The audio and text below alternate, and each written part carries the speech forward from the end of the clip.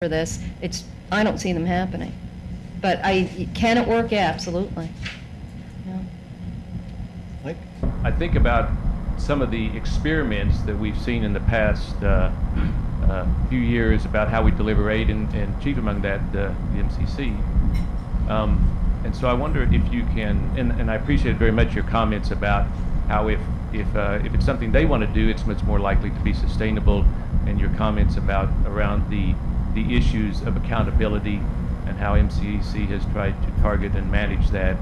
And so I'd like the panelists' comments on that issue in particular, and maybe Rodney, some of the comments on lessons we've learned about that approach, particularly in the context of Ambassador Holbrook's interest in trying to do something that might look like that in countries that probably the MCC wouldn't have considered on its list. Right.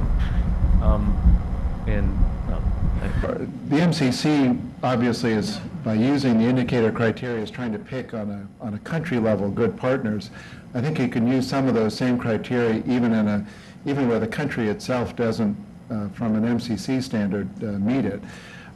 Where I think what the MCC did that I think was valuable was the country consultative process, which you could mimic in any number of ways. But it's very difficult to do, and some of our early work wasn't very good, wasn't nearly as complete. If you rely on newspaper, radio, TV, and yet you're in a village-based culture, you really have to change your norms. And so we spent 2 or 3 or 4 years kind of internally reevaluating what works and whether we're really getting the story. You obviously have to get out of the Capitol. You can't just talk to the planning minister, but how you do it, it's very intensive, very time-consuming, but worth doing. The second part of it is that I think you could create, we call them accountable entities at the MCC, but they're really sometimes you'd use a government, sometimes you wouldn't, but you could impose on that a much higher standard of accountability and transparency. But we also hired fiscal agents, we also hired procurement agents, we sent people out. The scarcest commodity in all of these countries is capacity. And so I think the challenge is, how do you build that capacity? And if you can't work within a ministry structure, is there an alternative structure that would work? I think in a lot of these countries, particularly conflict countries, post-conflict countries, that makes sense to look at those kinds of things, but you're going to have other problems, the $16,000 to $32,000 houses and all the rest of it. The MCC's footprint was generally 2 people. And so we didn't have to deal with a huge number of folks going over. We didn't have some of the problems that are associated with that. But how do you translate that in other settings? And I think you'd have to evaluate it case by case.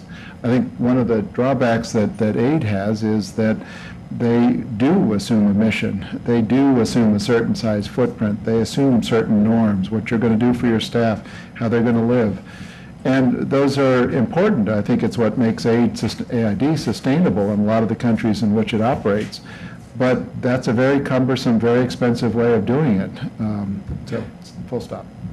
Mm-hmm. Certainly, I think one of the things I referred to in my talk was to make sure that when you make decisions or you understand what you're doing, it's based in fact, it's based in evidence. We keep hearing about Holbrooke wants to move money to the locals. He wants to make sure that Pakistanis get the money. If you take a look at USAID's Empowering Pakistan Firms, the proposal that we're fortunate enough to support aid on, we have 3 expats and about 156 locals as of this morning. Half of the staff are women that have not had opportunities to work in Pakistan. We're working in 11 different sectors to try to increase exports by 20% across the country in every one of those sectors. I believe that the talent, educational talent in Pakistan, that by the time we're through this project, they'll be able to run this on their own. But if they could increase exports by 20% across 11 sectors by themselves, they would have done it. They needed some expertise of people that had done this in other parts of the world successfully to come in and help them get down that short learning curve.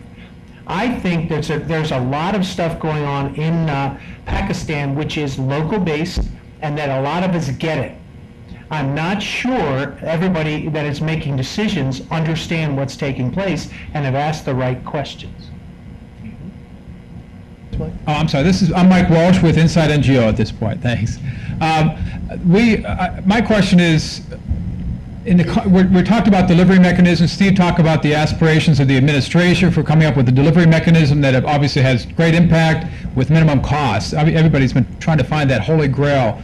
The challenge, I think, though, and this has been alluded to by a couple of you, that the context is of risk avoidance. The government, the Capitol Hill in particular, is very suspicious of anybody who handles taxpayers' money. So, in fact, what you see more often is, coming from the Hill, is regulation after more regulations, burdening the process with nothing that really adds to the development.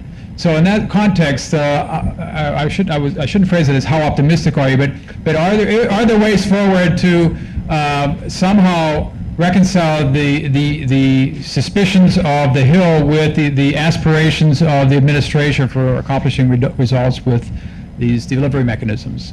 What we're finding now in the industry is I am looking at 3 and 4 month time frames in which, what have you done for us? What are the results? What have we measured? We got to be able to show Congress really quickly what we're doing. And a lot of good work and money is going towards reporting on how we're doing, as opposed to going out and actually being able to do something. Now, we are responsible to Congress. They are under the gun. It's, I think, when I used to go up on the Hill, they said the toughest sell on the Hill of any program is appropriating money for foreign assistance, particularly in times like this where you've got recessions, you've got people out of money. It is really hard on congressmen. So congressmen want to go to their constituents and say, this money is being well spent, we're opening up new markets for U.S. goods overseas, so they've got to have a very strong argument to go against it. And I'm not sure that we don't need to educate Congress and educate everybody about the importance of allowing people to have more realistic timeframes to show that they can have meaningful, measurable results on the ground. But if you're constantly being bugged about what did you do for me today, I'm not sure that that's an effective way to do development. I'm not sure I answered your question, but. Yeah, I mean, one of the things that I think needs to be considered too is the very short time frame that aid sends their individuals to some of these countries.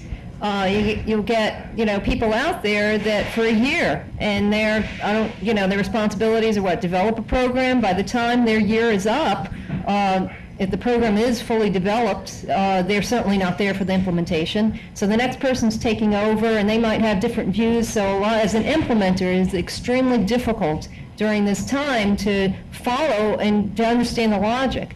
As we're all trying to move more towards, I think, transparency, milestone-based, and so.